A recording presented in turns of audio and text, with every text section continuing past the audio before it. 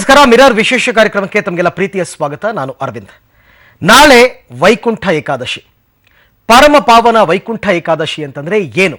ಸಾಮಾನ್ಯವಾಗಿ ಜನರಲ್ಲಿ ಏಕಾದಶಿ ಅಂತಂದ್ರೆ ಅದು ಉಪವಾಸ ಆಚರಣೆ ಅಂತಕ್ಕಂಥದ್ದು ಎಲ್ಲರಲ್ಲೂ ಕೂಡ ಗೊತ್ತಿರತಕ್ಕಂಥದ್ದೇ. ಏಕಾದಶ, ಏಕ ಅಂತಂದ್ರೆ 1, ದಶ ಅಂತಂದ್ರೆ 10. ಸಂಸ್ಕೃತದಲ್ಲಿ ಏಕಾದಶ ಅಂತಂದ್ರೆ 11. ಪ್ರತಿ ಮಾಸದಲ್ಲಿ ಬರ್ತಕ್ಕಂಥ ಕೃಷ್ಣ ಪಕ್ಷ ಮತ್ತು ಶುಕ್ಲ ಪಕ್ಷದ 11ನೆಯ ದಿನ ಏಕಾದಶಿಯನ್ನಾಗಿ ಆಚರಣೆ ಮಾಡಲಾಗುತ್ತೆ. ಆದರೆ ಅದರಲ್ಲಿ ಅತ್ಯಂತ ಪವಿತ್ರವಾದದ್ದು ವೈಕುಂಠ ಏಕಾದಶಿ. ಹಾಗಾದ್ರೆ ವೈಕುಂಠ ಏಕಾದಶಿ ಅಂತಕ್ಕಂಥ ಪ್ರತೀತಿ ಯಾವಾಗಿಂದ ಬಂತು? ನಿಜಕ್ಕೂ ನಾಳೆ ವೈಕುಂಠ ದ್ವಾರದ ಮುಖಾಂತರ ನಾವೇನಾದರೂ ಹಾದು ಹೋದ್ರೆ ನಮಗೆ ಸ್ವರ್ಗ ಪ್ರಾಪ್ತಿ ಆಗುತ್ತಾ, ವೈಕುಂಠ ಪ್ರಾಪ್ತಿ ಆಗುತ್ತಾ, ವೈಕುಂಠೇಶ್ವರನ ದರ್ಶನ ನಮಗಾಗುತ್ತಾ? ಹೀಗೆ ಅನೇಕ ಪ್ರಶ್ನೆಗಳು ಉದ್ಭವ ಆಗುತ್ತೆ. ಇದೆಲ್ಲದಕ್ಕೂ ಕೂಡ ಉತ್ತರ ಕೊಡುವಂತಹ ಪ್ರಯತ್ನವನ್ನ ಇವತ್ತಿನ ನಮ್ಮ ಕಾರ್ಯಕ್ರಮದಲ್ಲಿ ನಾವು ಮಾಡ್ತಾ ಇದ್ವಿ. ಮೊದಲಿಗೆ ವೈಕುಂಠ ಏಕಾದಶಿಗೆ ಸಂಬಂಧಪಟ್ಟಂತಹ ಒಂದು ಚಿಕ್ಕ ವರದಿ ಬರ್ತಾ ಇದೆ ನೋಡಿ. ನಾಳೆ ವೈಕುಂಠ ಏಕಾದಶಿಯ ಸಂಭ್ರಮ. ಈಗಾಗಲೇ ವಿಷ್ಣು, ಶ್ರೀನಿವಾಸ, ರಂಗನಾಥ, ವೆಂಕಟೇಶ್ವರ ದೇವಾಲಯಗಳಲ್ಲಿ ನಾಳಿನ ಸಂಭ್ರಮಕ್ಕೆ ತಯಾರಿ ಸಾಗಿದೆ. ಹಿಂದೂ ಪಂಚಾಂಗದ ಪ್ರಕಾರ 12 ಮಾಸಗಳ ಶುಕ್ಲ ಪಕ್ಷದ ಮತ್ತು ಕೃಷ್ಣ ಪಕ್ಷದ 11ನೆಯ ದಿನವನ್ನು ಏಕಾದಶಿ ಎನ್ನಲಾಗುತ್ತೆ. ಒಂದು ಮಾಸದಲ್ಲಿ 2 ಏಕಾದಶಿಗಳಿರುತ್ತೆ. ವೈಕುಂಠ ಏಕಾದಶಿ ಏಕಾದಶಿಗಳಲ್ಲಿಯೇ ವಿಶೇಷ ದಿನ. ಚಂದ್ರಮಾನ ಪುಷ್ಯ ಮಾಸ ಶುಕ್ಲ ಪಕ್ಷದ ಏಕಾದಶಿಯೇ ಈ ವಿಶೇಷ ವೈಕುಂಠ ಏಕಾದಶಿ. ಹೀಗಾಗಿ ಈ ದಿನದಂದು ವೆಂಕಟೇಶ್ವರ, ಶ್ರೀನಿವಾಸ, ವಿಷ್ಣು ದೇವಸ್ಥಾನಗಳಲ್ಲಿ ವಿಶೇಷ ಪೂಜೆ ನೆರವೇರುತ್ತೆ. ವೈಕುಂಠ ಏಕಾದಶಿ ದಿನದಂದು ಯಾವ ಆಹಾರವನ್ನು ಸೇವಿಸದೆ ಉಪವಾಸ ಮಾಡುವ ಸಂಪ್ರದಾಯವಿದೆ. ಈ ದಿನದಂದು ಕೆಲವರು ಅನ್ನವನ್ನ ಮಾತ್ರ ತ್ಯಜಿಸಿ ಉಪವಾಸ ಆಚರಿಸಿದ್ರೆ, ಮತ್ತೆ ಕೆಲವರು ಹನಿ ನೀರನ್ನು ಕುಡಿಯದೆ ನಿರಾಹಾರ ವ್ರತವನ್ನ ಆಚರಿಸ್ತಾರೆ. ಏಕಾದಶಿಯಂದು ಉಪವಾಸವಿದ್ದು ಮಾರನೇ ದಿನ ಅಂದ್ರೆ ದ್ವಾದಶಿಯಂದು ಬೆಳಗ್ಗೆ 9 ಗಂಟೆಯೊಳಗೆ ಊಟ ಮಾಡುವ ಸಂಪ್ರದಾಯವಿದೆ. ಕೆಲವರು ಏಕಾದಶಿಯಂದು ಮೌನ ವ್ರತ ಆಚರಿಸ್ತಾರೆ. ಏಕಾದಶಿ ಉಪವಾಸದ ಆಚರಣೆಯು ದೈಹಿಕವಾಗಿ ಮಾತ್ರವಲ್ಲದೆ ಮಾನಸಿಕವಾಗಿಯೂ ಹೆಚ್ಚಿನ ಪರಿಣಾಮಕಾರಿಯಾಗುತ್ತೆ. ಏಕಾದಶಿಯ ಆಚರಣೆಯಿಂದಾಗಿ ಹಿಂದಿನ 15 ದಿನಗಳಲ್ಲಿ ಸಂಗ್ರಹವಾಗಿರುವ ಅವರ ಪಾಪವು ನೀಗಿ ಅವರವರ ಜ್ಞಾನದ ಮಟ್ಟದಂತೆ ವಿಶೇಷವಾದ ಪುಣ್ಯವನ್ನು ಅವರು ಪಡೆಯಬಹುದಾಗಿದೆ. ಈ ದಿನ ದೇವಸ್ಥಾನಗಳಲ್ಲಿ ನಿರ್ಮಿಸಿರುವ ವೈಕುಂಠ ದ್ವಾರದ ಒಳಗೆ ಹೋಗಿ ಬಂದ್ರೆ ಮೋಕ್ಷ ಸಿಗುವುದೆಂಬ ಪ್ರತೀತಿ ಇದೆ. ವೈಕುಂಠ ಏಕಾದಶಿಯ ದಿನ ವೈಕುಂಠದ ಅಂದ್ರೆ ಸ್ವರ್ಗದ ಬಾಗಿಲು ತೆರೆದಿರುತ್ತದೆ ಎಂಬ ನಂಬಿಕೆ ಬೆಳೆದು ಬಂದಿದೆ. ಅಂದು ವೆಂಕಟೇಶ್ವರ, ಶ್ರೀನಿವಾಸ, ವಿಷ್ಣು ದೇವರ ದರ್ಶನ ಪಡೆದರೆ ಸ್ವರ್ಗ ಪ್ರಾಪ್ತಿಯಾಗುತ್ತದೆ ಎಂಬ ಭಾವನೆ ಇದೆ. ಉಪವಾಸವಿದ್ದು ಭಗವಂತನ ವಿಶೇಷ ಸನ್ನಿಧಾನವಿರುವ ದೇವಸ್ಥಾನಗಳಿಗೆ ಹೋಗಿ ಭಕ್ತಿಯಿಂದ ದೇವರ ರೂಪವನ್ನು ತಮ್ಮ ಹೃದಯದಲ್ಲಿ ಸಂದರ್ಶಿಸುವವರಿಗೆ ಅವರ ಹಿಂದಿನ ಘೋರ ಪಾಪಗಳು ನೀಗುತ್ತದೆ. ಪರಿಪೂರ್ಣ ಭಕ್ತರಿಗೆ ಈ ದಿನ ವೈಕುಂಠ ಲೋಕವು ಪ್ರಾಪ್ತಿಯಾಗಿ ಆ ಲೋಕದ ಉತ್ತರ ದಿಕ್ಕಿನ ದ್ವಾರವು ತೆರೆದಿರುತ್ತದೆ ಎಂಬುದು ಭಕ್ತರ ದೃಢವಾದ ವಾದ.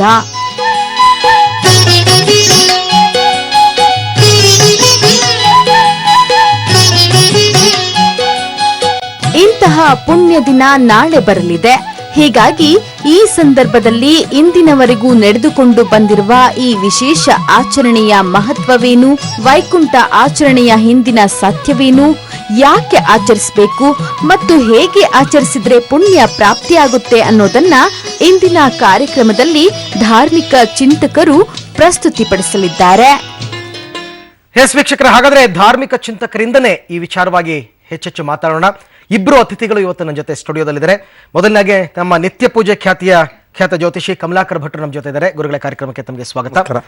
ಹಾಗೆಯೇ ಮತ್ತೋರ್ವ ಆಧ್ಯಾತ್ಮಿಕ ಚಿಂತಕರು, ಖ್ಯಾತ ಸಂಖ್ಯಾಶಾಸ್ತ್ರಜ್ಞರು ಬಸವರಾಜ್ ಗುರೂಜಿ ಅವರಿದ್ದಾರೆ. ತಮಗೂ ಕೂಡ ಕಾರ್ಯಕ್ರಮಕ್ಕೆ ಸ್ವಾಗತ. ಕಮಲಾಕರ್ ಭಟ್ರು, ತಮ್ಮಿಂದನೇ ಆರಂಭ ಮಾಡ್ಬಿಡ್ತೀನಿ. ಈ ಚಾತುರ್ಮಾಸ್ಯ ವ್ರತ ಅಂತ ನಾವು ಹೇಳ್ತೀವಿ, ಅದರ ಕೊನೆಯ ಭಾಗ ವೈಕುಂಠ ಏಕಾದಶಿ. ಇದರ ಹಿನ್ನೆಲೆಯಿಂದನೇ ಆರಂಭ ಮಾಡೋದಾದ್ರೆ ಯಾವಾಗಿಂದ ಪ್ರಸ್ತುತ ಬಂತು ಇದು, ಮತ್ತೆ ಇದಕ್ಕಿರ್ತಕ್ಕಂಥ ಕೆಲವು ನಿದರ್ಶನಗಳು ಏನೇನು ಅಂತ? ಯಸ್ಯ ಸ್ಮರಣ ಮಾತ್ರೇಣ ಜನ್ಮ ಸಂಸಾರ ಬಂಧನಾತ್ ವಿಮುಚ್ಯತೆ ನಮಸ್ತಸ್ಮೈ ವಿಷ್ಣವೇ ಪ್ರಭವಿಷ್ಣವೇ. ಮಹಾವಿಷ್ಣುವಿನ ಸ್ಮರಣೆ ಮಾಡಿಕೊಳ್ತಾ ಚಾತುರ್ಮಾಸದ ಅದ್ಭುತವಂತ ಒಂದು ಕಲ್ಪನೆಯನ್ನು ತಾವು ತಗೊಬಂದ್ರಿ. ಆಷಾಢ ಶುದ್ಧ ಪೂರ್ಣಿಮೆಯ ದಿನ ಆರಂಭ ಆಗ್ತಕ್ಕಂತಹ ಚಾತುರ್ಮಾಸದ ವ್ರತದಿಂದ ಆರಂಭ ಆಗುತ್ತೆ. ಪುಷ್ಯ ಶುದ್ಧ ಏಕಾದಶಿಯ ಪರ್ಯಂತರವಾಗಿ ಕೂಡ ಈ 4 ಮಾಸಗಳನ್ನು ಚಾತುರ್ಮಾಸ ಅಂತ ಕರೀತೇವೆ. ಚತು ಅಂತ ಹೇಳಿದರೆ 4 ಎನ್ನುವಂಥದ್ದು ಸಂಸ್ಕೃತದ ಅರ್ಥ. ಹಾಗಿರುವಾಗ ಸನ್ಯಾಸಿಗಳೆಲ್ಲರೂ ಕೂಡ ಚಾತುರ್ಮಾಸ ವ್ರತವನ್ನು ಆರಂಭಿಸಿ ಈ ಪೂರ್ಣಿಮೆಯ ಪರ್ಯಂತರವಾಗಿ ಕೂಡ ಅಂದರೆ ಪುಷ್ಯ ಶುದ್ಧ ಪೂರ್ಣಿಮೆಯ ದಿನದಲ್ಲಿ ಸೀಮೋಲ್ಲಂಘನವನ್ನು ಮಾಡುವಂತಹ ಪ್ರಕ್ರಿಯೆಗಳು ಪ್ರಾಚೀನ ಕಾಲದಲ್ಲಿತ್ತು. 4 ಪಕ್ಷಗಳನ್ನೇ ಚಾತುರ್ಮಾಸ ಎನ್ನುವುದಾಗಿ ಕಲ್ಪನೆ ಮಾಡಿಕೊಂಡು 2 ಮಾಸಕ್ಕೆ ಅದನ್ನು ಮಾರ್ಪಾಡನ್ನು ಮಾಡ್ತಾ ಬಂದರು ಆಯಾ ಕಾಲಕ್ಕೆ ತಕ್ಕದಾದಂಥ ಒಂದು ದಿನಮಾನಗಳಲ್ಲಿ.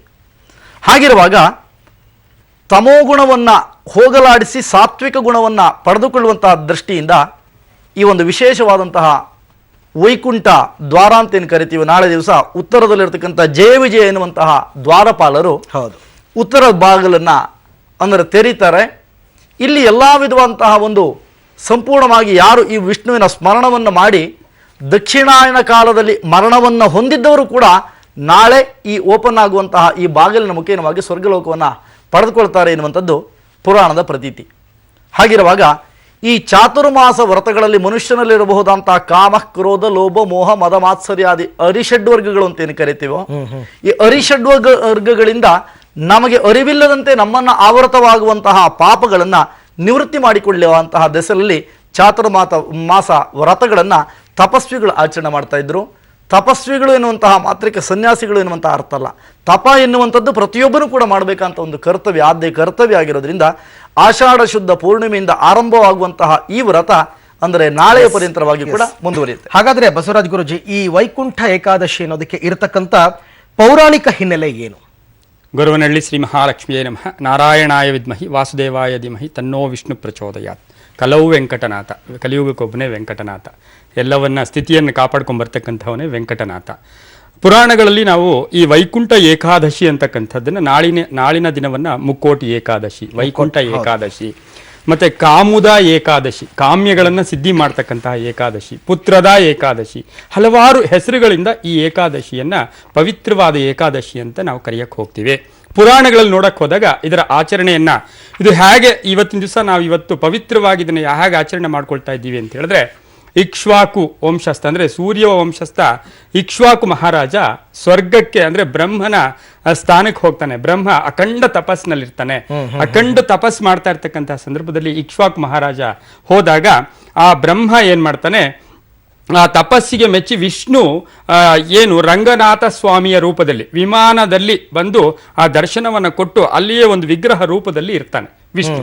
ಅದನ್ನ ಮುಂದೆ ಇಟ್ಕೊಂಡು ತಪಸ್ ಮಾಡ್ತಾ ಇರ್ತಕ್ಕಂಥ ಬ್ರಹ್ಮನನ್ನ ನೋಡಿದ ಇಕ್ಷ್ವಾಕು ಮಹರ್ಷಿ ಆ ಬ್ರಹ್ಮ ಕೇಳ್ತಾನೆ, ಏನ್ ಬೇಕು, ಇಂತಹ ಪವಿತ್ರವಾದ ಸಮಯದಲ್ಲಿ ಬಂದಿದ್ಯಾ? ಯಾಕೆಂದ್ರೆ ಯಾರಾದ್ರೂ ಪೂಜೆ ಮಾಡೋ ಸಮಯದಲ್ಲಿ, ದೇವಸ್ಥಾನದಲ್ಲಿದ್ದಂತಹ ಸಮಯದಲ್ಲಿ, ಒಳ್ಳೆ ಮನಸ್ಸಿರ್ತಕ್ಕಂಥ ಸಮಯದಲ್ಲಿ ಹೋದಾಗ ಏನಾದ್ರೂ ಕೊಡ್ತಾರೆ. ಹಾಗೇನೆ ಬ್ರಹ್ಮನು ಅಷ್ಟೇ ಇಕ್ಷ್ವಾಕು ಮಹಾರಾಜನಿಗೆ ಏನ್ ಬೇಕು ನಿನಗೆ ಅಂತ ಹೇಳಿದ್ರೆ, ಈ ವಿಗ್ರಹ, ಈ ಏನು ಹಾಲಿನಿಂದ ಉದ್ಭವ ಆಗಿರ್ತಕ್ಕಂತಹ ಈ ವಿಗ್ರಹವನ್ನು ನನಗೆ ಕೊಡು ಅಂತ ಹೇಳಿದಾಗ ಆ ವಿಗ್ರಹವನ್ನ ತೆಗೆದುಕೊಂಡು ಬಂದು ಭೂಮಿಗೆ ಬಂದಂತಹ ದಿನವೇ ಏಕಾದಶಿ.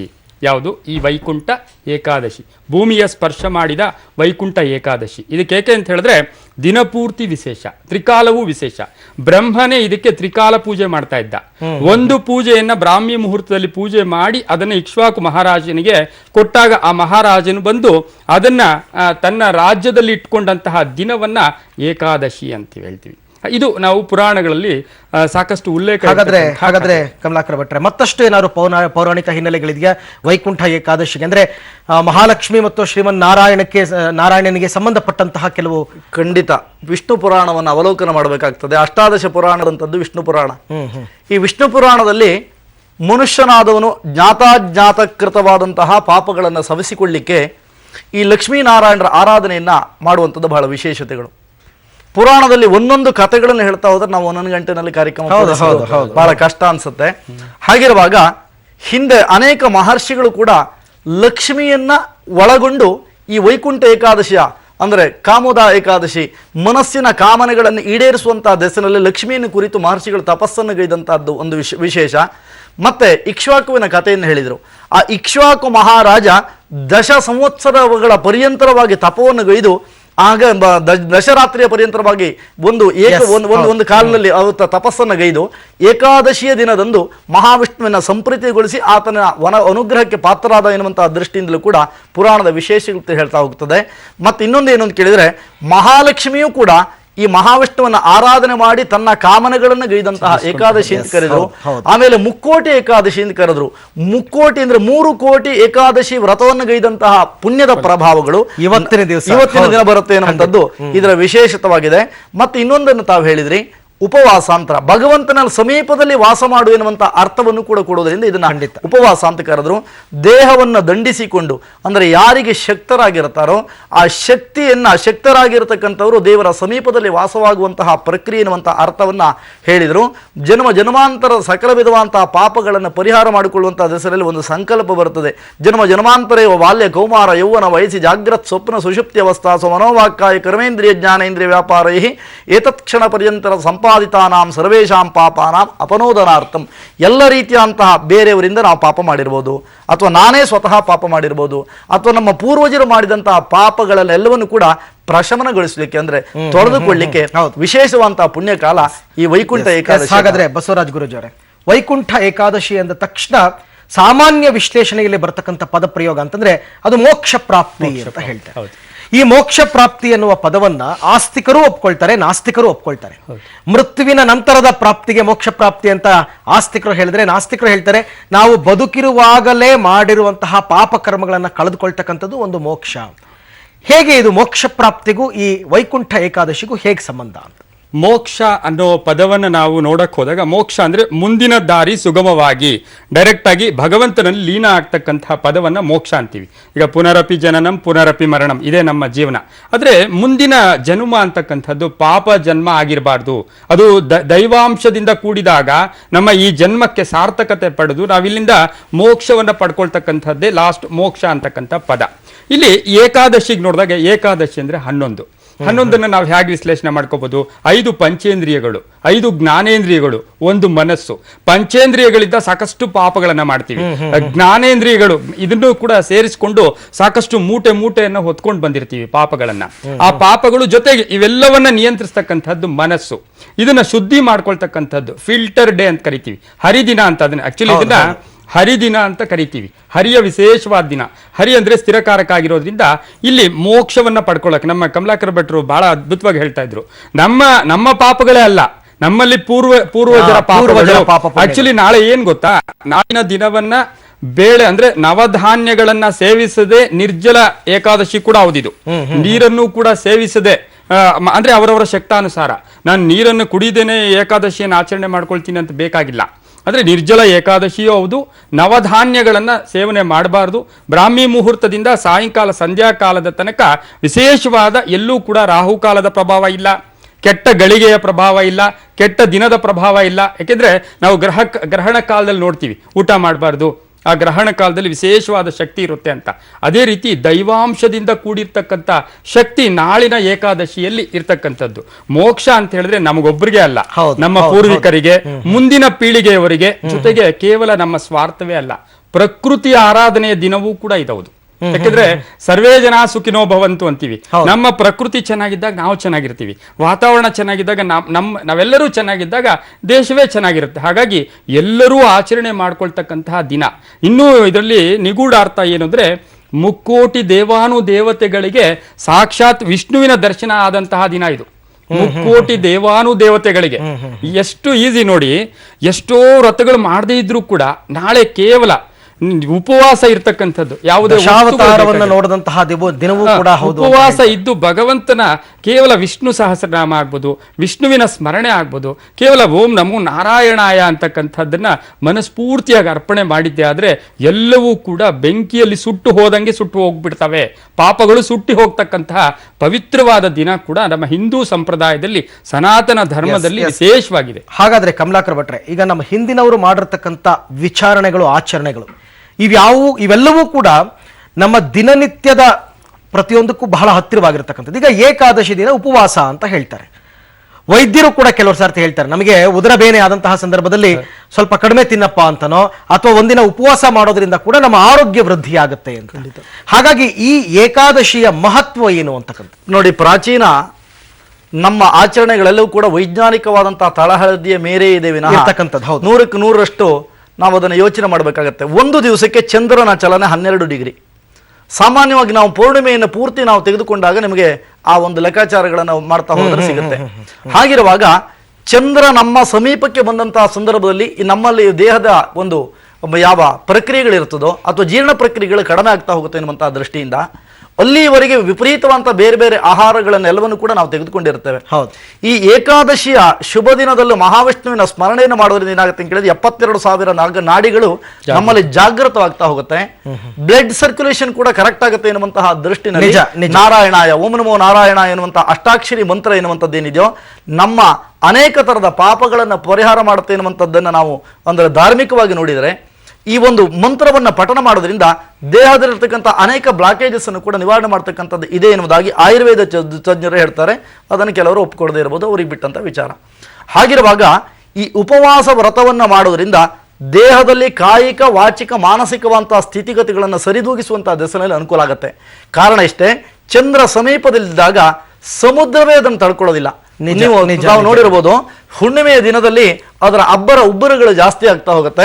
ಅಮಾವಾಸ್ಯೆಯ ದಿನ ಬಂದಾಗ ಅದರ ಒಂದು ಭರತ ಮತ್ತು ಇಳಿತ ಅಂತ ಕರಿತೇವೆ ನಾವು ಕರಾವಳಿ ಪ್ರದೇಶದಲ್ಲಿರ್ತಕ್ಕಂಥ ಜನಗಳು. ಚಂದ್ರೋದಯದಂದು ಶರದಿ ಒಕ್ಕುವುದಯ್ಯ ಅಂತ. ಹೌದು, ಚಂದ್ರಮ ಮನಸೋ ಜಾತಃ, ಮನಸ್ಸಿನ ಕಾರಕನಾದಂತಹ ಚಂದ್ರ ಮಾನಸಿಕವಾದಂತಹ ನಿರ್ಧಾರಗಳನ್ನ ಸರಿಯಾದಂತಹ ದಿಸೆಯಲ್ಲಿ ಸಾಮಾನ್ಯವಾಗಿ ಪೂರ್ಣಿಮೆಯ ದಿನಗಳಲ್ಲಿ ನಾವು ತೆಗೆದುಕೊಳ್ಳಿಕ್ಕಾಗಲಿಲ್ಲ, ಫ್ಲಕ್ಸುಯೇಷನ್ ಇರುತ್ತೆ ಎನ್ನುವಂತಹ ದೃಷ್ಟಿಯಿಂದ ಪರಮಾತ್ಮನ ಸನ್ನಿಧಾನದಲ್ಲಿ ಉಪವಾಸ ಆದಷ್ಟು ಕಡಿಮೆ ಆಹಾರಗಳನ್ನು ಸೇವಿಸುವುದರಿಂದ ರೋಗೋತ್ಪತ್ತಿ ಶಮನ ಆಗುತ್ತೆ ಎನ್ನುವಂತಹ ಒಂದು ಬ್ರೇಕ್ ತಗೊಂಡು ಬರ್ತೀನಿ. ಉಪವಾಸ ಅನ್ನೋದ್ರ ಬಗ್ಗೆನೇ ಒಂದು ಇಡೀ ದಿನ ಮಾತನಾಡಬಹುದು. ಉಪವಾಸಕ್ಕೆ ಬೇರೆ ಬೇರೆ ವ್ಯಾಖ್ಯಾನಗಳಿದೆ.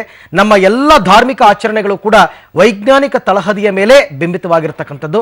ಅದನ್ನು ವೈದ್ಯರು ಕೂಡ ಒಪ್ಕೊಳ್ತಾರೆ ಕೆಲವೊಂದು ಆಚರಣೆ ವಿಚಾರಣೆ. ಹಾಗಾದ್ರೆ ಉಪವಾಸಕ್ಕೆ ಯಾಕಿಷ್ಟು ಮಹತ್ವ, ಏನು ಬದಲಾವಣೆಗಳು, ಮನುಷ್ಯನ ಅಂತರಂಗ ಬಹಿರಂಗದಲ್ಲಿ ಏನು ಬದಲಾವಣೆಗಳಾಗುತ್ತೆ? ವೈಕುಂಠ ಏಕಾದಶಿಯ ಹಿನ್ನೆಲೆಯಲ್ಲಿ ಈಗಾಗಲೇ ಅದರ ಪೌರಾಣಿಕ ಹಿನ್ನೆಲೆ ಏನು ಅನ್ನೋದ್ರ ಬಗ್ಗೆ ಇಬ್ರು ಕೂಡ ಮಾಹಿತಿನ ಕೊಟ್ಟರು. ಜೊತೆಗೆ ಉಪವಾಸದ ಮಹತ್ವ ಏನು ಅನ್ನೋದ್ರ ಬಗ್ಗೆ ಕೂಡ ಮಾತನಾಡ್ತಾ ಹೋದ್ರು. ಮಾತುಕತೆಯನ್ನ ಮುಂದುವರಿಸ್ತೀನಿ ಬಸವರಾಜ್ ಗುರುಜಿ. ಹಾಗಾದ್ರೆ ಈ ಏಕಾದಶಿ ಮತ್ತೆ ಉಪವಾಸ ಒಂದಕ್ಕೊಂದು ಇದಕ್ಕೆ ಇರತಕ್ಕಂತ ಸಾಮ್ಯತೆ ಏನು ಅಂತ?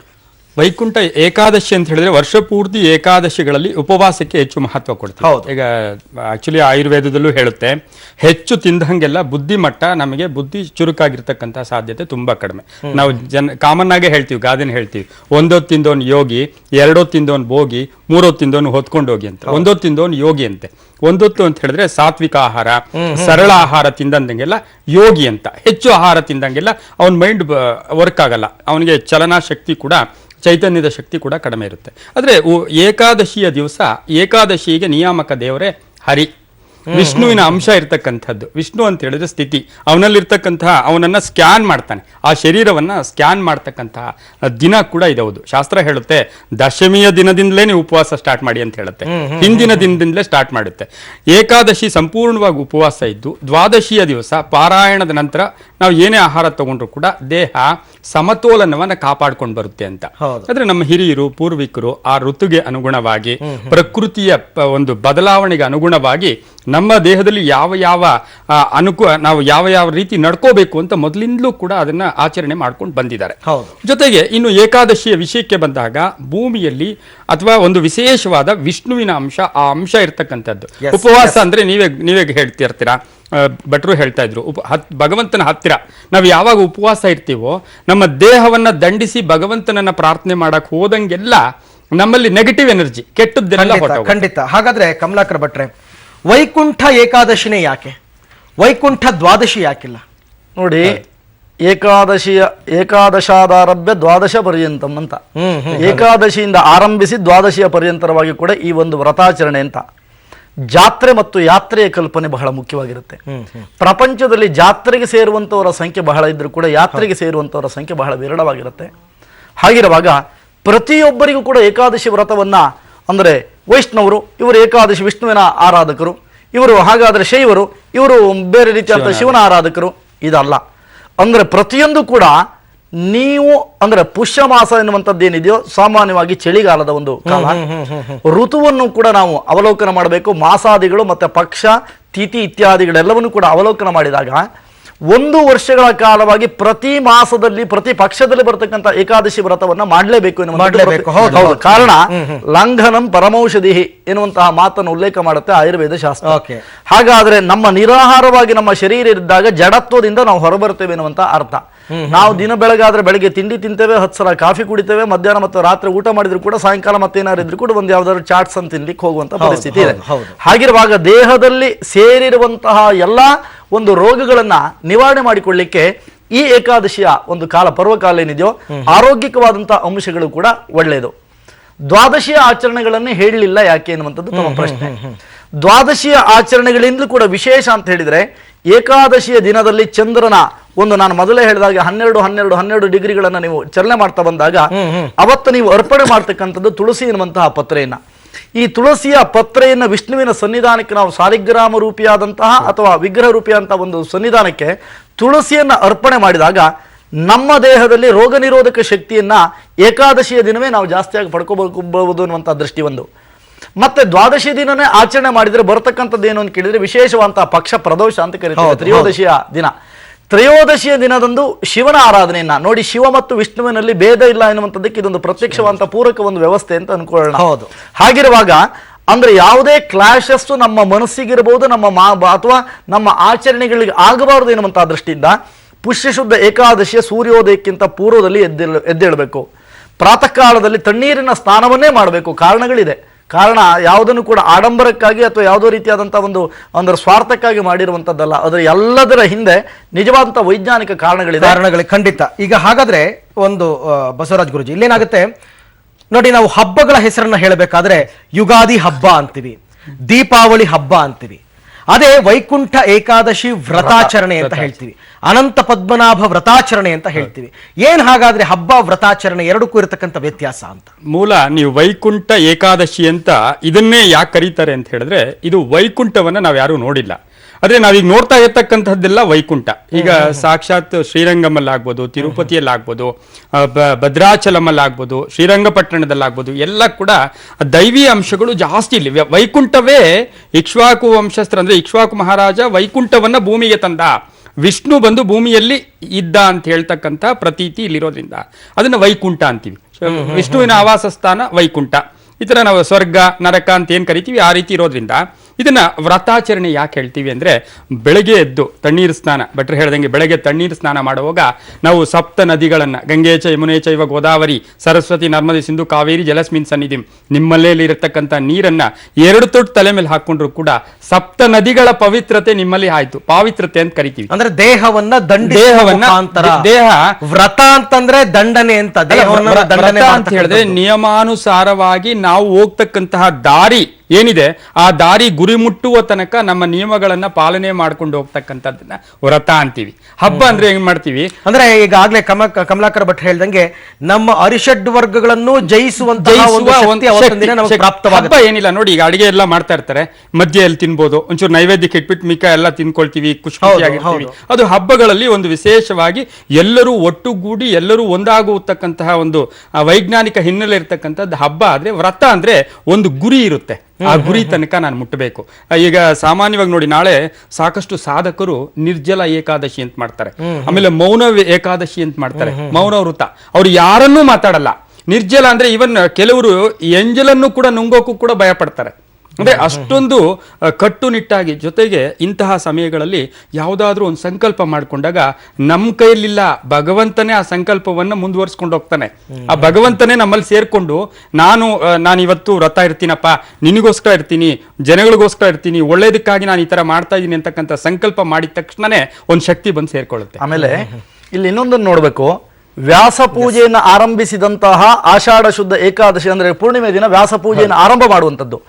ವ್ಯಾಸಾಯ ವಿಷ್ಣು ರೂಪಾಯ, ವಿಷ್ಣುವಿನ ರೂಪನಾದಂತಹ ವ್ಯಾಸನನ್ನ ನಾಳೆ ಸ್ಮರಣ ಮಾಡಬೇಕು ಅನ್ನುವಂಥದ್ದು ಕೂಡ ಖಂಡಿತ ಗುರುಗಳೇ. ಹಾಗಾದ್ರೆ ಇಷ್ಟೆಲ್ಲ ನಾನು ಇಲ್ಲಿ ತನಕನೂ ಹೇಳಿದ್ದು ವೈಕುಂಠ ಏಕಾದಶಿ ನಿಮ್ಮಿಂದ ಮಾಹಿತಿಯನ್ನು ತೆಗೆಸಿದ್ದು ಕೇವಲ ಅದರ ಹಿನ್ನೆಲೆ ಮತ್ತು ಮಹತ್ವ. ಹಾಗಾದ್ರೆ ನಾಳೆ ವೈಕುಂಠ ಏಕಾದಶಿಯ ವ್ರತಾಚರಣೆ ಹೇಗಿರಬೇಕು, ಯಾವ ರೀತಿಯಲ್ಲಿ ಮಾಡಬೇಕು, ಎಷ್ಟು ಗಂಟೆಗೆ ಹೇಳಬೇಕಾಗುತ್ತೆ, ಅಂದ್ರೆ ವಿಧಿವಿಧಾನಗಳು ಅಂತ ನಾವೇನು ಹೇಳ್ತೀವಿ ಅವೆಲ್ಲವೂ ಕೂಡ ಇದ್ದೇ ಇರುತ್ತೆ. ಅದ್ರ ಬಗ್ಗೆ ನಾನು ಇಬ್ಬರಿಂದಲೂ ಕೂಡ ಮಾಹಿತಿಯನ್ನು ಕೊಡಿಸ್ತೀನಿ. ವೈಕುಂಠ ಏಕಾದಶಿಯ ವ್ರತಾಚರಣೆ ಹಾಗಾದ್ರೆ ಹೇಗಾಗುತ್ತೆ, ಎಲ್ಲಿಂದ ಆರಂಭ ಆಗುತ್ತೆ, ಯಾವ ರೀತಿ ವಿಧಿವಿಧಾನಗಳನ್ನ ನಾವು ಅನುಸರಿಸಬೇಕು? ಕಮಲಾಕರ್ ಭಟ್ರೆ. ದೃಢ ಸಂಕಲ್ಪ, ಪ್ರಬುದ್ಧವಾದಂತಹ ಸಂಕಲ್ಪವನ್ನು ಕೈಗೊಂಡು ವ್ರತವನ್ನು ಆಚರಣೆ ಮಾಡಬೇಕು. ವ್ರತ ಎನ್ನುವಂಥದ್ದೇನಿದೆಯೋ ಕಟ್ಟುನಿಟ್ಟಿನಿಂದ ನಾನು ಇಂತಹ ಒಂದು ಕರ್ಮವನ್ನು ಮಾಡ್ತೇನೆ ಎನ್ನುವಂತಹ ಪ್ರತಿಜ್ಞೆಯ ವಿಧಿಯನ್ನು ವ್ರತ. ಈ ಸಂಕಲ್ಪ ಅಂದ್ರಲ್ಲ ಗುರುಗಳೇ, ಹೇಗೆ ಸಂಕಲ್ಪ ಅಂದ್ರೆ ಯಾವ ರೀತಿ? ಮನಸ್ಸಿನ ಕಾಮನೆಗಳನ್ನ ಭಗವಂತನ ಜೊತೆಗೆ ವಿಲೀನಗೊಳಿಸುವಂತಹ ಪ್ರಕ್ರಿಯೆ. ಅಥವಾ ನಮ್ಮ ಕಾಮನೆಗಳು, ನನಗೆ ಯಾವುದೋ ಒಂದು ಕೆಲಸ ಆಗ್ಬೇಕಾಗಿರುತ್ತೆ, ನಾನು ನಿಮ್ಮ ಹತ್ರ ಕೇಳ್ತೀನಿ, ಅರವಿಂದ್ಜಿ ನನಗೊಂದು ಕೆಲಸ ಮಾಡ್ಕೊಡಿ ಅಂತ ಕೇಳ್ತೀನಿ.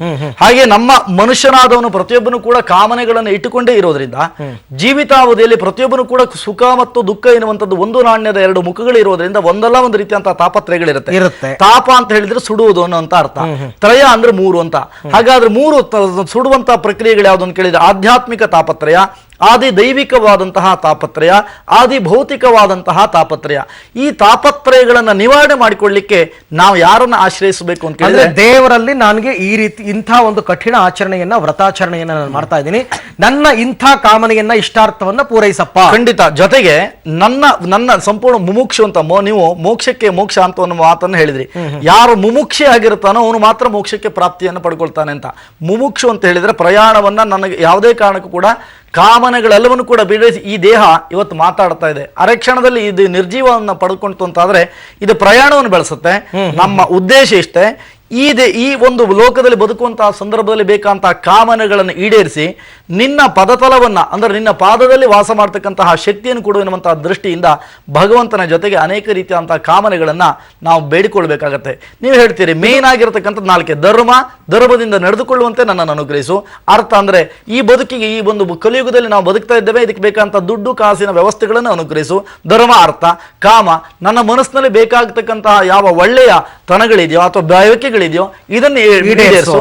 ಕೊನೆಯದಾಗಿ ಮೋಕ್ಷ, ನಿನ್ನ ಒಂದು ಪದತಲದಲ್ಲಿ ಇರತಕ್ಕಂತಹ ಶಕ್ತಿಯನ್ನು ಕೊಡುವಂತಹ ದೃಷ್ಟಿಯಲ್ಲಿ ದೃಢವಂತಹ ಸಂಕಲ್ಪವನ್ನು ಗೈಯುವಂತಹ. ಯಾವ ಸಮಯದಲ್ಲಿ ಸಂಕಲ್ಪವನ್ನು ಮಾಡಿ? ಪ್ರಾತಃ ಕಾಲ ಯಾವುದೇ ಒಂದು ಪೂಜೆಯನ್ನು ಮಾಡುವಂತಹ ಸಂದರ್ಭದಲ್ಲಿ ಕೂಡ ಅನೇಕರು 2 ಗಂಟೆ ಮೇಲೆ 3 ಗಂಟೆ ಮೇಲೆ ಎಲ್ಲ ಪೂಜೆ ಮಾಡ್ತಾರೆ. ಇದರ ಫಲಗಳು ಖಂಡಿತ ಸಿಗೋದಿಲ್ಲ. ಪ್ರಾತಃ ಕಾಲದಲ್ಲಿ ಮಾಡುವಂತಹ ಪೂಜೆಯ, ಪ್ರಾತಃ ಕಾಲ ಅಂದ್ರೆ ಈಗ ವೀಕ್ಷಕರಿಗೆ ಸರಿಯಾದ ಸಮಯ ಇಲ್ಲ, ಸೂರ್ಯೋದಯಕ್ಕಿಂತ ಪೂರ್ವದಲ್ಲಿ ನಾವು ಎದ್ದು ಅರುಣೋದಯ ಕಾಲ ಅಂದ್ರೆ ಸಾಮಾನ್ಯವಾಗಿ ಒಂದು 6 ಗಂಟೆಯ ಸಮಯಕ್ಕೆ ಒಂದು ಸೂರ್ಯೋದಯ ಆಗತ್ತೆ ಅಂತ ಯೋಚನೆ ಮಾಡಿದ್ರೆ, ಪ್ರಾತಃ ಕಾಲದಲ್ಲಿ ಎದ್ದು ನಮ್ಮ ಒಂದು ವಿಶೇಷವಂತಹ ಪುಣ್ಯ ನದಿಗಳ ಸ್ಮರಣೆಯನ್ನು ಮಾಡಿಕೊಳ್ಳುತ್ತಾ ನಮ್ಮ ತಲೆಯಿಂದ ಹಿಡಿದು ಕೇಶಾದಿ ಪಾದ ಪರ್ಯಂತಂ ಅಂತ, ತಲೆಯ ಕೂದಲಿಂದ ಹಿಡಿದು ಪಾದ ಪರ್ಯಂತರವಾಗಿ ಕೂಡ ಸ್ನಾನವನ್ನು ಮಾಡುವುದರ ಜೊತೆಗೆ, ಸ್ನಾನ ಅಂದ ಮಾತ್ರಕ್ಕೆ ಸೋಪನ್ನು ಹಚ್ಚಿದ ಮಾತ್ರಕ್ಕೆ ಸ್ನಾನ ಆಗೋದಿಲ್ಲ, ಮಲಿನತೆಯನ್ನು ಹೋಗಲಾಡಿಸು.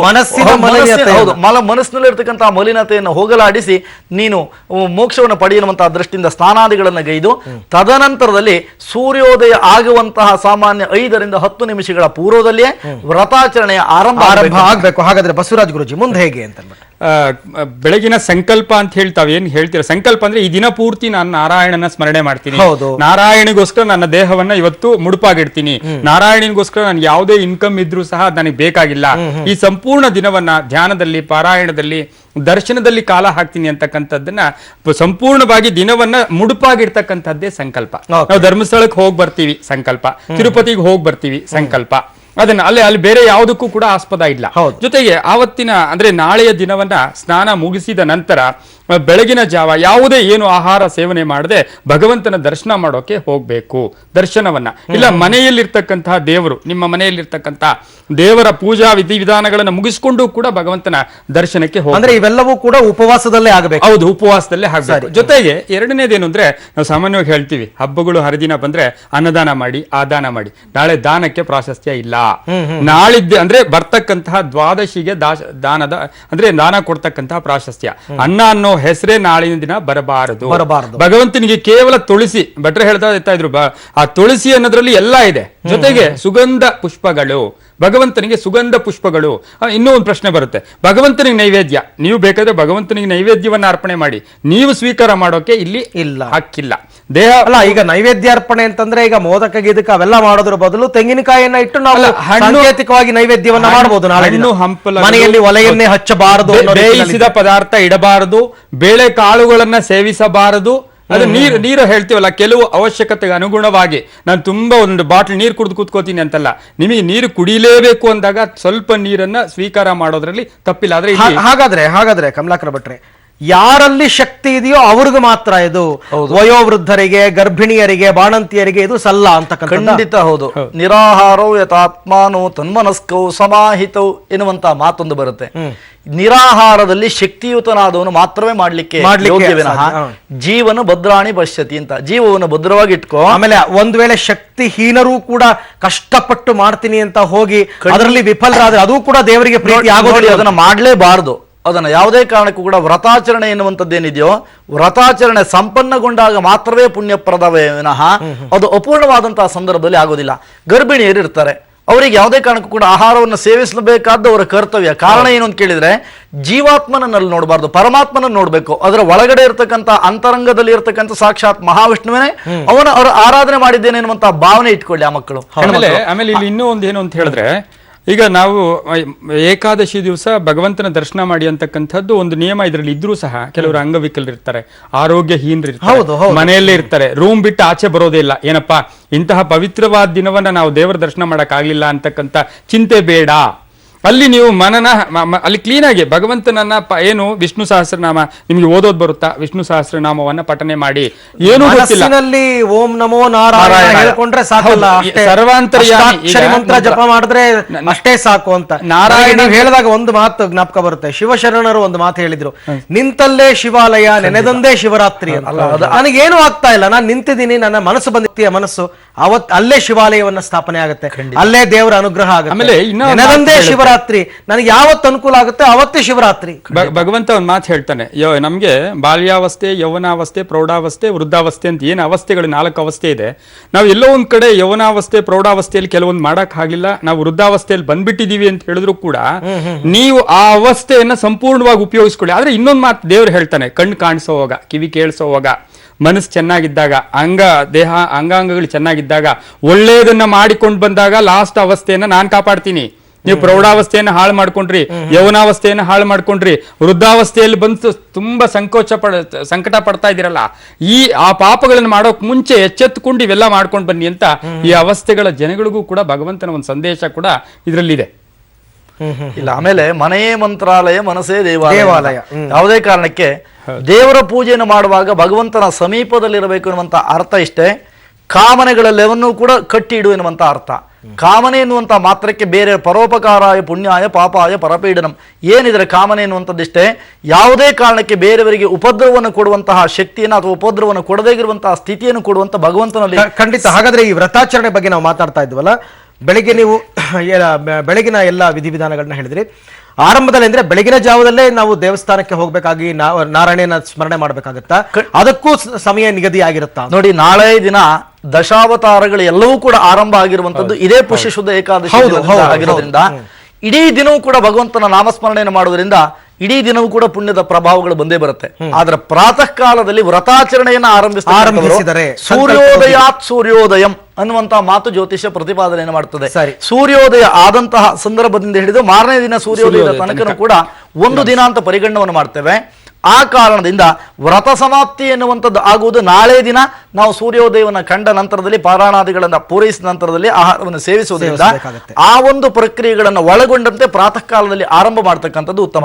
ಇನ್ನು ಕೆಲವರು ಇರ್ತಾರೆ, ವಿದೇಶಕ್ಕೆ ಹೋಗ್ತಾ ಇರ್ತಾರೆ, ಮಹಾವಿಷ್ಣುವಿನಲ್ಲಿ ಅಪಾರವಾದಂತಹ ಭಕ್ತಿ ಇರುತ್ತೆ, ಫ್ಲೈಟ್ ನಲ್ಲಿ ಅವರು ಪ್ರಯಾಣ ಮಾಡ್ತಾ ಇರ್ತಾರೆ. ನನ್ನ ಪರಿಸ್ಥಿತಿ ಏನು, ನಾನು ವಿಷ್ಣುವನ್ನು ಆರಾಧನೆ ಮಾಡಬೇಕು ಅಂತ ಹೇಳಿ ಯೋಚನೆ ಮಾಡಿದಾಗ ಯೋಚನೆ ಮಾಡಬೇಕಂತ ಅಗತ್ಯತೆ ಇಲ್ಲ. ಅಲ್ಲೇ ಮಾನಸ ಪೂಜೆ ಎನ್ನುವಂಥದ್ದಿದೆ.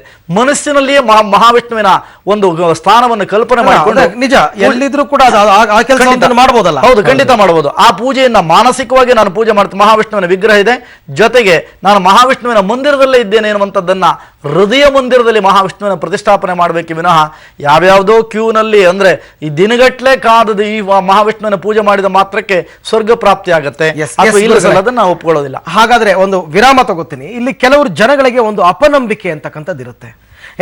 ನಮ್ಮನೆ ದೇವರು ಚಂದ್ರಶೇಖರ, ಹಾಗಾಗಿ ನಾವೇನು ವೈಕುಂಠ ಸಮಾರಾಧನೆ ಮಾಡೋದು ಬೇಕಾಗಿಲ್ಲ, ಇಲ್ಲ ಇದು ಇಂಥ ವ್ರತಾಚರಣೆ ಇಲ್ಲ, ನಮಗೆ ಸಲ್ಲ, ಇಂಥ ಅಪನಂಬಿಕೆಗಳು ಕೂಡ ಜನರಲ್ಲಿ ಇರುತ್ತೆ. ಹಾಗಾದ್ರೆ ವೈಕುಂಠ ಏಕಾದಶಿಯನ್ನ ಯಾರು ಮಾಡಬೇಕು, ಯಾರು ಮಾಡಬಹುದು ವೈಕುಂಠ ಏಕಾದಶಿಯ ವ್ರತಾಚರಣೆ ಹೇಗಾಗಬೇಕು ಅನ್ನೋದ್ರ ಬಗ್ಗೆ ನಾನು ಮಾಹಿತಿಯನ್ನ ಕೊಡ್ತಾ ಇದ್ದೆ. ಹಾಗೆಯೇ ವಿರಾಮಕ್ಕೆ ಮೊದಲು ಹೇಳಿದೆ ಯಾರೆಲ್ಲ ವ್ರತಾಚರಣೆಯನ್ನ ಮಾಡಬಹುದು, ಕಲ್ಪನೆಗಳು, ತಪ್ಪು ಕಲ್ಪನೆಗಳು ಕೆಲವರಿಗೆ ಇರ್ತವೆ, ಅವರು ಕೂಡ ಮಾಡಬಹುದಾ, ಇದ್ರ ಬಗ್ಗೆ ನಾನು ಮಾಹಿತಿಯನ್ನ ಕೊಡಿಸ್ತೀನಿ. ಕಮಲಾಕರ ಭಟ್ರಿಗೆ ಏನು ಹೇಳ್ತೀರಾ? ನಮ್ಮನೆ ದೇವರು ಶಿವ ಅಪ್ಪ, ನಾನು ಯಾಕೆ ವೈಕುಂಠ ಏಕಾದಶಿ ಮಾಡಲಿ? ನಮ್ಮನೆ ದೇವರು ಸೋಮೇಶ್ವರ, ನಾನು ಯಾಕೆ ವೈಕುಂಠ ಏಕಾದಶಿ ಮಾಡಲಿ? ಹಿಂಗೂ ಕೂಡ ಕೆಲವರಿಗೆ ಇರುತ್ತೆ. ನೋಡಿ, ಖಂಡಿತವಾಗಿ ಅದರ ಫಲಗಳು ಕೂಡ ನಿಮಗೆ ದೊರಕುತ್ತೆ. ಎಲ್ಲರೂ ಕೂಡ ಮಾಡಲೇಬೇಕು. ನಿಮಗೆ ವೈಕುಂಠ ನಾರಾಯಣನ ಆರಾಧನೆನ ಅಥವಾ ವಿಷ್ಣುವಿನ ಆರಾಧನೆಯನ್ನು ಮಾಡಲಿಕ್ಕೆ ಇಷ್ಟ ಇಲ್ಲ ಅಂತ ಹೇಳಿದರೆ ಶಿವನ ಉಪಾಸನೆಯಲ್ಲೇ ಮಲ್ಲೆ ಮಾಡಿ. ಕಾರಣ ಏನು ಅಂತ ಹೇಳಿದ್ರೆ, ಶಿವನ ಆರಾಧನೆಯನ್ನು ಮಾಡೋದ್ರಿಂದ ಶಿವನ ಆರಾಧನೆಯಲ್ಲಿ ಕೆಲವರಿಗೆ ಅದೊಂದು ದೊಡ್ಡ ಮಟ್ಟದ ಅರ್ಧನಾರೀಶ್ವರನ ಸ್ಮರಣೆ ಮಾಡಿದಾಗ ಇಬ್ಬರಿಗೂ ಮಾಡಿದಾಗತ್ತೆ. ಮತ್ತೆ ಶಿವ ಮತ್ತು ವಿಷ್ಣುವಿನಲ್ಲಿ ಭೇದವಿಲ್ಲ, ಶಿವವಿಷ್ಣುವರ ಮಧ್ಯೆ ನಭೇದ ಎನ್ನುವಂತಹ ಮಾತಿನಂತೆ ಶಿವನ ಉಪಾಸನೆಯನ್ನು ಮಾಡುವುದರಿಂದಲೂ ಕೂಡ ಅನುಕೂಲ ಆಗುತ್ತೆ. ಆದರೆ ಕಾರಣ ಇಷ್ಟೇ, ದೇವರ ಸಮೀಪದಲ್ಲಿ ಉಪವಾಸ ಇದೆ, ದೇವರ ಸಮೀಪದಲ್ಲಿ ವಾಸ ಮಾಡಿ ಅಂತ. ಹಾಗನ್ನ ಮಾತ್ರಕ್ಕೆ ದೇವರ ಗರ್ಭಗುಡಿ ಬಾಗಿಲು ತೆಗೆದು ಅದರಲ್ಲಿ ಮಲ್ಕೊಳ್ಳಿ ಎನ್ನುವಂತಹ ಅರ್ಥ ಅಲ್ಲ. ಪರಮಾತ್ಮನ ಧ್ಯಾನವನ್ನ ಮಾಡುವುದರಿಂದ ಮಾನಸಿಕವಾದಂತಹ ಕಾಮನೆಗಳೆಲ್ಲವೂ ಕೂಡ ಈಡೇರುತ್ತೆ. ಮಾನಸಿಕವಾಗಿ ದೈವದ ಬಳಿ ಹೌದು, ದೈವದ ಒಂದು ಸಮೀಪದಲ್ಲಿ ಇರುವಂತಹ ಪ್ರಕ್ರಿಯೆಗಳನ್ನು ಮಾಡುವುದರ ಜೊತೆಗೆ ಆದಷ್ಟು ಮಿತಾಹಾರಗಳನ್ನು ಸೇವಿಸುವಂಥದ್ದೇನಿದೆಯೋ, ಒಂದು ದೆಸೆನಲ್ಲಿ ಈ ದೇಶದ ವ್ಯವಸ್ಥೆಗೂ ಕೂಡ ನಮಗೊಂದು ಅಮಿತ ಆಹಾರಗಳೆನ್ನುವಂಥದ್ದನ್ನು ಸೇವಿಸ ಮಾಡೋದ್ರಿಂದ ದೇಶಕ್ಕೂ ಒಂದು ತರದಲ್ಲಿ ಒಳ್ಳೆಯದು ಅಂತ ಇಟ್ಟುಕೊಳ್ಳೋದಾದ್ರೆ, ಇನ್ನೊಂದು ದೇಶದಲ್ಲಿ ಆರೋಗ್ಯಕ್ಕೆ ಅಂಶಗಳನ್ನ ಒಂದು ಕೊಡುತ್ತೆ ಎನ್ನುವಂತಹ ದೃಷ್ಟಿನಲ್ಲಿ ಕೂಡ ಬಹಳ ಮುಖ್ಯವಾಗಿರುತ್ತೆ. ಬಸವರಾಜ್ ಗುರುಜಿ ಏನ್ ಹೇಳ್ತಾರೆ, ಯಾರು ಮಾಡಬೇಕು? ಹಾಗಾದ್ರೆ ಈಗ ನಾವು ಹೇಳ್ತೀವಿ ಸರ್ವದೇವ ನಮಸ್ಕಾರ ಕೇಶವಂ ಪ್ರತಿ ಗಚ್ಚತಿ ಅಂತ ಕರಿತೀವಿ. ಈಗ ನಾವು ಒಂದೊಂದು ದೇವ್ರದ್ದು ಈಗ ಓಂ ನಮ ಶಿವಾಯ ಅಂತೀವಿ, ಓಂ ನಮೋ ನಾರಾಯಣಾಯ ಅಂತೀವಿ, ಸಾಕಷ್ಟು ಮಂತ್ರಗಳೇ ಎಷ್ಟೋ ಪ್ರೂವ್ ಮಾಡಿದಾವೆ. ಓಂ ನಮ ಶಿವಾಯ ಅಂದಾಗ ದೇಹದಲ್ಲಿ ಏನೇನು ಬದಲಾವಣೆ ಆಗುತ್ತೆ, ಓಂ ನಮೋ ನಾರಾಯಣ ಅಂದಾಗ ನಮ್ಮಲ್ಲಿ ಏನು ಜಾಗೃತಿ ಆಗುತ್ತೆ ಅಂತ. ಹಾಗಾಗಿ ನಮ್ಮ ಪೂರ್ವಿಕರು ಕೆಲವೊಂದು ನೀತಿ ನಿಬಂಧನೆಗಳನ್ನ, ಕೆಲವು ಆಚರಣೆಗಳನ್ನ ಆಚರಿಸ್ಕೊಂಡು ಬಂದಿರತಕ್ಕಂಥ ಅದನ್ನೆಲ್ಲ ಉದಾಹರಣೆಗಳನ್ನ ತೊಗೊಳಕ್ ಹೋದ್ರೆ ನಮ್ಮಲ್ಲಿ ಕೆಲವು ಶ್ರೇಯಸ್ಸು, ಪ್ರಗತಿ, ನಮ್ಮಲ್ಲಿ ಬರ್ತಕ್ಕಂಥ ಕಂಟಕಗಳ ನಿವಾರಣೆಗೆ ಎಲ್ಲರೂ ಮಾಡ್ಬೇಕಿದನ್ನ. ಇಲ್ಲಿ ನಂದು ಗಣಪತಿ, ನಾನು ವಿಷ್ಣು, ನಾನು ಇನ್ನೊಂದು ಅಂತಿಲ್ಲ. ಆ ದಿನ ವಿಶೇಷ ಹೇಗಿದೆ ಅಂತ ಹೇಳಿದ್ರೆ, ನೀವು ನಾಳೆ ನಾರಾಯಣನಿಗೆ ನಮಸ್ಕಾರ ಹಾಕಿದ್ರು ನಿಮ್ಮ ಶಿವನಿಗೂ ಹೋಗಿ ಸೇರುತ್ತೆ. ನಾಳೆ ನೀವು ನಾರಾಯಣನಿಗೆ ದೇವರ ದರ್ಶನ ಮಾಡಿದ್ರು ಕೂಡ ನಿಮ್ಮ ಇನ್ನೊಬ್ಬ ದೇವರು. ಆಮೇಲೆ ಇಲ್ಲಿ ದೇವರು ಅಂತಕ್ಕಂಥದ್ದು ನಮ್ ಯದ್ಭಾವಂ ತದ್ಭವತಿ, ಆ ಭಾವನೆಗಳಿಗೆ ಅನುಸಾರವಾಗಿ ನಾವು ಆ ಒಂದು ರೂಪಗಳನ್ನು ಇಟ್ಕೊಂಡು ಬಂದಿದ್ದೀವಿ ವಿನಃ ಎಲ್ಲವನ್ನೂ ನಿಯಂತ್ರಿಸ್ತಾ ಇರ್ತಕ್ಕಂಥ ಒಬ್ಬ ನಿಯಾಮಕ ಇದ್ದಾನೆ, ಅವನೇ ಭಗವಂತ. ಊಟಕ್ಕೆ ಕೂತ್ಕೊಂಡಾಗ ಉಪ್ಪಿನಕಾಯಿ ಬೇರೆ ರುಚಿ ಕೊಡುತ್ತೆ, ಹಪ್ಪಳ ಬೇರೆ ರುಚಿ ಕೊಡುತ್ತೆ, ಕೋಸಂಬರಿ ಬೇರೆ ರುಚಿ ಕೊಡುತ್ತೆ, ಆದ್ರೆ ಅಂತಿಮವಾಗಿ ಹೋಗಿ ಮುಖ್ಯವಾಗಿ ನೀವು ಅನ್ನವನ್ನ ತಗೊಂಡು ಅದನ್ನ ಪುಳಿಯೋಗರೆ, ಪೊಂಗಲ್ಲು, ಇನ್ನೊಂದು ಮತ್ತೊಂದು ಏನು 10 ವೆರೈಟೀಸ್ ಮಾಡಿದ್ರು ಕೂಡ ಅದರಲ್ಲಿ ಇರ್ತಕ್ಕಂಥದ್ದು ಅನ್ನ. ಹಾಗಾಗಿ ನಾಳೆಯ ದಿನ ಭಗವಂತನ ಅಂದ್ರೆ ನಾರಾಯಣನ ಆರಾಧನೆ ಮಾಡಿ ಅಂದ್ರೆ ಎಲ್ಲಾ ದೇವರಿಗೂ ಸ್ಪ್ರೆಡ್ ಆಗುತ್ತೆ. ದೈವ ಸ್ಮರಣೆ ಅನ್ನೋ ಪದ ಬಳಕೆ ಮಾಡಿದ್ರೆ ಹೆಚ್ಚು ಸೂಕ್ತ ಅನ್ಸುತ್ತೆ. ಕಮಲಾಕರ ಜನ್ಮ ವಿಚ್ಛೇದ ಪಕಾರ ಪಾಪನಾಶನ ಜನ್ಮ ಕರ್ಮ ಹರೋ ಯಸ್ಮಾತ್ ತಸ್ಮಾತ್ ಜಪ ಇತಿ ಸ್ಮೃತಃ. ಜಪ ಎನ್ನುವಂತ 2 ಅಕ್ಷರ ಮಾತ್ರ ನಿಮ್ಗೆ ಕಾಣುತ್ತೆ. ಹೌದು, ಅದರಲ್ಲಿ ನಿಜವಾದಂತಹ ನಾದ ಇದೆ. ಆ ನಾದವನ್ನ ಸವಿಯುವಂತಹ ಒಳ್ಳೆಯ ಕಿವಿಗಳು ನಮ್ಮದಾಗಬೇಕು ಅಂದ್ರೆ ನಾರಾಯಣ ಎನ್ನುವಂತಹ ಸ್ಮರಣೆಯನ್ನು ನಾವು ಮಾಡಬೇಕು. ನಾರಾಯಣ ಎನ್ನುವಂತಹ ಸ್ಮರಣೆಯನ್ನು ಮಾಡೋದ್ರಿಂದ ಯಾವ ಜನ್ಮದಲ್ಲಿ ನಾವು ನನಗೆ ಗೊತ್ತಿದ್ದೋ ಗೊತ್ತಿಲ್ಲದೆ ಮಾಡಿರ್ತಕ್ಕಂತಹ ಪಾಪಗಳ ಪರಿಹಾರದ ಜೊತೆಗೆ ನಮ್ಮ ದೃಢವಾದಂತಹ ಸಂಕಲ್ಪವನ್ನ ಅಥವಾ ಸೇರಬೇಕಂತ ಪಥವನ್ನ ಸೇರಿಸುವಲ್ಲಿ ಆ ನಾಮಸ್ಮರಣೆ ಬಹಳ ಮುಖ್ಯ. ಕಲಿಯುಗದಲ್ಲಿ ನಾಳೆ ಇದನ್ನು ಮಾಡಲೇಬೇಕು. ಕಲಿಯುಗದಲ್ಲಿ ಯಜ್ಞ ಯಾಗಾದಿಗಳಿಗೆ ಸಿಗದಂತಹ ಫಲಗಳು ಕೂಡ ಈ ನಾಮಸ್ಮರಣೆಗೆ ಸಿಗುತ್ತೆ. ಈಗ ನಾಳೆ ಹಾಗಾದ್ರೆ ಮಹಾಲಕ್ಷ್ಮಿ ದೇವಸ್ಥಾನಗಳಲ್ಲಿ ಹೆಚ್ಚಾಗಿ ನಾರಾಯಣ ದೇವಸ್ಥಾನಗಳಲ್ಲಿ, ಲಕ್ಷ್ಮೀನಾರಾಯಣ ಸ್ವಾಮಿ ದೇವಸ್ಥಾನದಲ್ಲಿ ವೈಕುಂಠ ದ್ವಾರವನ್ನ ನಿರ್ಮಿಸಿರ್ತಾರೆ. ಈ ವೈಕುಂಠ ದ್ವಾರದ ಮುಖಾಂತರ ದೇವರ ದರ್ಶನ ಪಡ್ಕೊಂಡು ವೈಕುಂಠ ದ್ವಾರದ ಮುಖಾಂತರ ಹೊರಬನ್ನಿ ಅಂತ.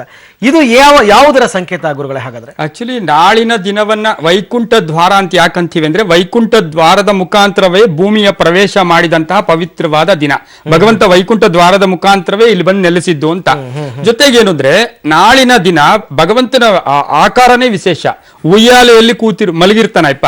ಮಲಗಿರ್ಬೇಕಾದ್ರೆ 4 ಕೈ, ಶಂಕು, ಚಕ್ರ, ಗದೆ ಮತ್ತೆ ಪದ್ಮ, ಈ 4 ಕೂಡ 4 ವಿಧವಾದ ಸಂಕೇತಗಳು. ಹೇಗೆ ಅಂದ್ರೆ ನಮ್ಗೆಲ್ರಿಗೂ ಗೊತ್ತು, ನಾಳಿನ ದಿನ ನಮಗ್ ಗೊತ್ತಿಲ್ಲ.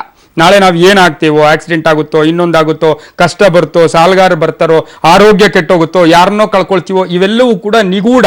ಇವು ಬರ್ತಾ ಇರ್ತಕ್ಕಂತಹ ಕಂಟಕಗಳನ್ನ ದೂರ ಮಾಡೋದಕ್ಕೆ ನಾಳೆ ಉತ್ತರ ಅಂದ್ರೆ ವೈಕುಂಠ ದ್ವಾರ, ಉತ್ತರದ ದ್ವಾರದ ಮುಖಾಂತರ ಭಗವಂತನ ದರ್ಶನ ಮಾಡಕ್ ಹೋದಾಗ, ಉತ್ತರ ಅಂತ ಹೇಳಿದ್ರೆ ಕುಬೇರನ ಇದು ದಿಕ್ಕದು, ಕುಬೇರನ ದಿಕ್ಕಾಗಿರ್ತಕ್ಕಂಥದ್ದಾಗಿರೋದು. ಜೊತೆಗೆ ಆ ಅಪ್ಪನು ಓಡಾಡಿರ್ತಕ್ಕಂತಹ ಜಾಗ ಕೂಡ ನಾಳೆ ಅದೇ ಆಗಿದೆ. ಯಾಕೆಂದ್ರೆ ಮೂಲ ದಿಕ್ಕನ್ನ ನಾಳೆ ಕ್ಲೋಸ್ ಮಾಡಿರ್ತಾರೆ. ಆ ಉತ್ತರದ ದಿಕ್ಕಲ್ಲಿ ಹೆಚ್ಚು ಪ್ರಭಾವ, ಹೆಚ್ಚು ಅಂಶ. ಉತ್ತರದ ದಿಕ್ಕಲ್ಲಿ ನಾವು ಹೋಗಿ ಭಗವಂತನ ನಾಳೆ ದರ್ಶನ ಆ 4 ಕೈಗಳ ಮುಖಾಂತರ ಭಗವಂತನ ದರ್ಶನ ಮಾಡಿದ್ದೆ ಆದ್ರೆ ಬರ್ತಕ್ಕಂತಹ ಎಲ್ಲ ಕಂಟಕಗಳು, ಜೊತೆಗೆ ಲಕ್ಷ್ಮೀನೇ ಇಲ್ಲ ಇಲ್ಲಿ, ಲಕ್ಷ್ಮೀನಾರಾಯಣ. ತಾವೇ ಹೇಳಿದಾಗೆ ಲಕ್ಷ್ಮೀನಾರಾಯಣ ವಿಶೇಷವಾಗಿ ಆ ದಶಾವತಾರಗಳನ್ನು ಎತ್ತಿದ್ ಯಾವುದಕ್ಕೋಸ್ಕರ? ದುಷ್ಟ ಶಿಕ್ಷಣ, ಲೋಕ ಕಲ್ಯಾಣಾರ್ಥವಾಗಿ. ಹಾಗಾಗಿ ಇದು ದಶಾವತಾರಗಳ ಸಂಪೂರ್ಣ ಅಂಶ ಅಲ್ಲಿದೆ. ಹಾಗಾದ್ರೆ ವಿಷ್ಣು ಪುರಾಣದಲ್ಲಿ ಮತ್ತೆ ಇಲ್ಲಿ ಎಲ್ಲೆಲ್ಲಿ ಪೌರಾಣಿಕ ಉಲ್ಲೇಖಗಳು ಕಂಡು ಬರ್ತದೆ? ಉತ್ತರ ದಿಕ್ಕು ಎನ್ನುವಂಥದ್ದು ಸಮೃದ್ಧಿಯ ಸಂಕೇತ. ಇಲ್ಲಿ ಸಮೃದ್ಧಿ ಅಂತ ಯೋಚನೆ ಮಾಡಿದಾಗ ನಮಗೆ ಅನ್ಸೋದ ಏನಂತ ಕೇಳಿದ್ರೆ ಕಾಮನೆಗಳ ಈಡೇರಿಗೂ ಕೂಡ ಸಮೃದ್ಧಿನೇ, ಖಂಡಿತ. ಜೊತೆಗೆ ಲಕ್ಷ್ಮೀಪ್ರದವಾದಂತಹ ಸ್ಥಿತಿಗತಿಗಳು ಒಂದು. ವೈಕುಂಠದಲ್ಲಿ ಇದ್ದಂತಹ ಮಹಾವಿಷ್ಣುವಿನ ಅಂದ್ರೆ ಮೇಲ್ಭಾಗದಲ್ಲಿ ನಾವು ಅಂದ್ರೆ ವಿಷ್ಣುವಿನ ವಿಗ್ರಹವನ್ನು ಇಟ್ಟಿರ್ತೇವೆ, ಕೆಳಗಡೆ ದ್ವಾರವೊಂದರಲ್ಲಿ ನಾವು ಪ್ರವೇಶವನ್ನು ಮಾಡಿದಾಗ ಆ ದೇವರ ಪಾದದಲ್ಲಿರ್ತಕ್ಕಂತಹ ಪಾದದ ಕಣದ ಅಂಶಗಳು ನಮ್ಮ ಮೇಲೆ ಬಿತ್ತು, ನಮ್ಮ ಪಾಪಗಳೆಲ್ಲೂ ಕೂಡ ತೊಳೆದು ಹೋಗುವುದು ಎನ್ನುವಂತಹ ದೃಷ್ಟಿಯನ್ನು ಇಟ್ಟುಕೊಂಡು ವೈಕುಂಠ ದ್ವಾರವನ್ನ ಪ್ರವೇಶ ಮಾಡಿದ್ರು. ದಕ್ಷಿಣ ಎನ್ನುವಂಥದ್ದು ಯಮದಿಕ್ಕಿನ ಸಂಕೇತ, ಹಾಗೆ ಮತ್ತು ಉತ್ತರ ಎನ್ನುವಂಥದ್ದು ವೃದ್ಧಿಯ ಸಂಕೇತ ಆಗಿರೋದ್ರಿಂದ ಮನೆಯಲ್ಲಿ ಅಲಕ್ಷ್ಮಿಯ ನಾಶ, ಸಮೃದ್ಧಿಯ ಸಂಕೇತವಾಗಿ ಉತ್ತರ ಪ್ರದೇಶಾದಿಗಳನ್ನ ಮಾಡಿದ್ರಿಂದ ಉತ್ತರ ದ್ವಾರವನ್ನು ಪ್ರವೇಶ ಮಾಡೋದ್ರ ಜೊತೆಗೆ ಬಲ ಮತ್ತು ಸುಬಲ ಎನ್ನುವಂತವರ ಅನುಗ್ರಹ ಈ ಒಂದು ದ್ವಾರದಲ್ಲಿ ಇರುತ್ತಂತೆ. ನಾಳೆ ದಿನ ಬಲ ಮತ್ತು ಸುಬಲ ಎನ್ನುವಂತ ಈ ಇರುವರು ಅವರು ನಮ್ಮ ಮನೆಯಲ್ಲಿರ್ತಕ್ಕಂತಹ ಯಾವ ನಕಾರಾತ್ಮಕ ಚೈತನ್ಯಗಳಿದೆಯೋ ಅದನ್ನ ಪ್ರವೇಶ ಮಾಡ್ಲಿಕ್ಕೆ ಆಗುದಿಲ್ಲ ಅನ್ನುವಂತಹ. ಹಾಗಾದ್ರೆ ಪುರಾಣಗಳಲ್ಲಿ ಉಲ್ಲೇಖವಾಗಿರುವ ಹಾಗೆ ನಾಳೆ ವೈಕುಂಠ ಏಕಾದಶಿಯನ್ನ ಶ್ರದ್ಧಾಭಕ್ತಿಯಿಂದ ವ್ರತಾಚರಣೆಯನ್ನ ಮಾಡಿದ್ರೆ ಯಾವ ಶುಭ ಫಲಗಳು ಸಿಗುತ್ತವೆ? ನೋಡಿ, ಮೊದಲೇ ಹೇಳಿದೆ ಧರ್ಮಾರ್ಥ ಕಾಮ ಮೋಕ್ಷ ಅಂತ. ಮನುಷ್ಯನಿಗೆ ಈಹದಲ್ಲಿ ಬೇಕಾಗಿರುವಂತದ್ದು ಅರ್ಥ ಅಂದ್ರೆ ಸಂಪತ್ತು, ಕೊನೆಯಲ್ಲಿ ಬೇಕಾಗಿರುವಂತದ್ದು ಮೋಕ್ಷ.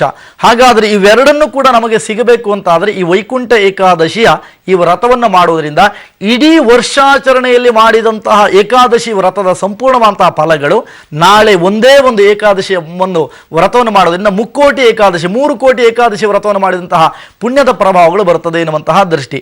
ಮತ್ತೆ ದೇವರಿಗೆ ಅಭಿಷೇಚನವನ್ನು ಗೈದಂತಹ ತೀರ್ಥ ಏನಿದೆಯೋ ಆ ತೀರ್ಥ ಸ್ವೀಕಾರಕ್ಕೆ ಅಧಿಕಾರಗಳಿದೆ. ನಾಳೆ ಸಾಲಿಗ್ರಾಮ ರೂಪದಲ್ಲಿ ಸಾಲಿಗ್ರಾಮ ಶಿಲೆ ಮೇಲೆ ಬಿದ್ದಂತಹ ತೀರ್ಥವನ್ನ ಸ್ವೀಕಾರ ಮಾಡಿದಾಗ ಜನ್ಮಾಂತರದ ಪಾಪಗಳು ನಾಶ ಆಗುತ್ತೆ ಎನ್ನುವಂಥದ್ದು ಒಂದು ದೆಸೆನಲ್ಲಾದ್ರೆ ಕೆಮಿಕಲ್ ರಿಯಾಕ್ಷನ್ ಆಗಿರುತ್ತೆ.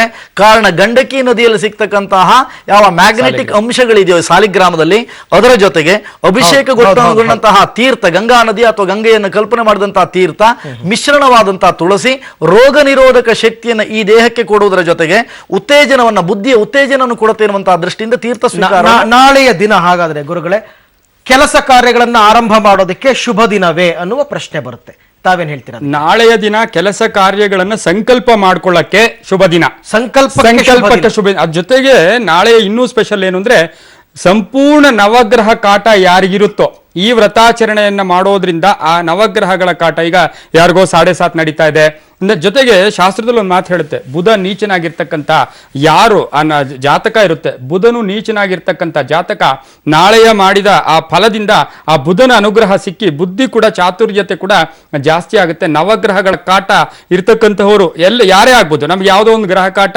ಇದ್ದೇ ಇರುತ್ತೆ, ಗುರುವಿನ ಅಂಶ ಕಡಿಮೆ ಇರ್ಬೋದು, ಶುಕ್ರನ ಅಂಶ ಕಡಿಮೆ ಇರ್ಬೋದು, ಅವರು ಕೂಡ ನಾಳೆ ಈ ವ್ರತಾಚರಣೆಯನ್ನು ಮಾಡೋದ್ರಿಂದ, ವ್ರತ ಅಂತ ಹೇಳಿದ್ರೆ ಜಪ ಮಾಡ್ತಕ್ಕಂಥದ್ದು, ಪಾರಾಯಣ ಮಾಡ್ತಕ್ಕಂಥದ್ದು ಅಥವಾ ಉಪವಾಸ ಇರ್ತಕ್ಕಂಥದ್ದು, ಈ 3 ವಿಧಾನದಲ್ಲಿ ಯಾವುದಾದನ್ನು ಒಂದನ್ನು ಅನುಸರಿಸ್ಕೊಂಡ್ರು ಕೂಡ ನಾಳೆ ಪವಿತ್ರವಾದ ದಿನ. ಆದ್ರೆ ನಾಳೆ ನಾನು ಅಂಗಡಿ ಓಪನ್ ಮಾಡ್ತೀನಿ, ನಾಳೆ ನಾನು ಯಾವುದೋ ಒಂದು ಭೂಮಿ ಪೂಜೆ ಮಾಡ್ತೀನಿ ಅಲ್ಲ, ಭಗವಂತ ಹೇಳಿರೋದು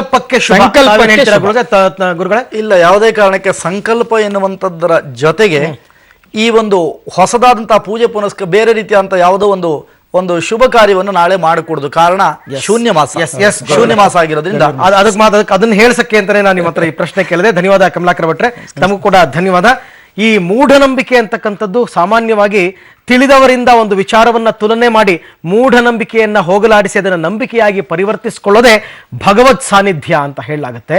ಅಂಥ ಒಂದು ಸಾನ್ನಿಧ್ಯ ನಾಳೆ ನಿಮ್ಮೆಲ್ಲರಿಗೂ ಕೂಡ ದೊರಕಲಿ ಅಂತ ಹಾರೈಸ್ತಾ ಈ ಕಾರ್ಯಕ್ರಮವನ್ನು ಮುಗಿಸ್ತಾ ಇದ್ದೀನಿ. ನೆನಪಿರಲಿ, ನ್ಯೂಸ್ ಅಂದ್ರೆ ಪಬ್ಲಿಕ್ ಟಿವಿ.